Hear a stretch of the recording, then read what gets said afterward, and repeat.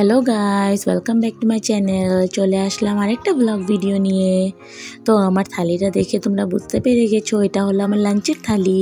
তো এখানে আমি শেয়ার করব আজকে মাটনের রেসিপি।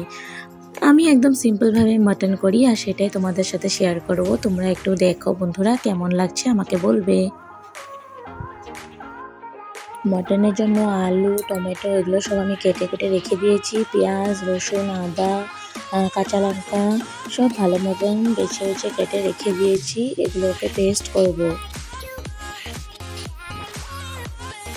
আমি মাটন যেটা করব সেটা একদম ঘরোয়া পদ্ধতি। এখানে কোনো এক্সট্রা কিছু আমি দেবো না,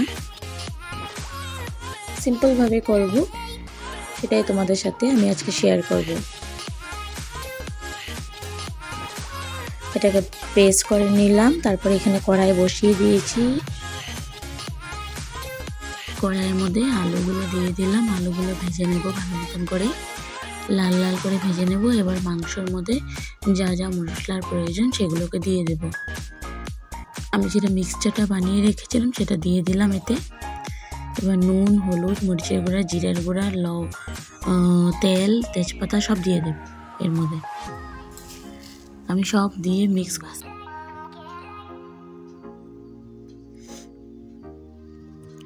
এবার ম্যারিনেট করার জন্য একটুখানির জন্য রেখে দেব। তারপরে আমি বসিয়ে দিলাম। ভালো মতো নাড়াচাড়া করে মাটনটাকে বানিয়ে নেব। তোমাদেরকে আমি লাস্টে দেখাবো মাটনটা কেমন হয়েছে।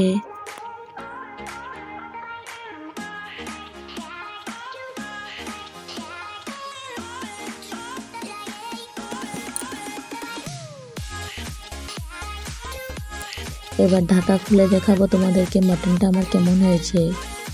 তো দেখো বন্ধুরা, আমার মাটন বানানো হয়ে গেছে। এবার আমি আমার লাঞ্চের থালিটা নিয়ে আসব।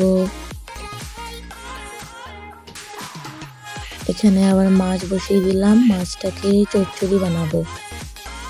এই দেখো, এখানে আছে আমার বেগুন ভাজা, উচ্ছে আলু ভাজা, মটনের তরকারি আর মাছ আর মাছের মুড়ো চচ্চড়ি করেছি।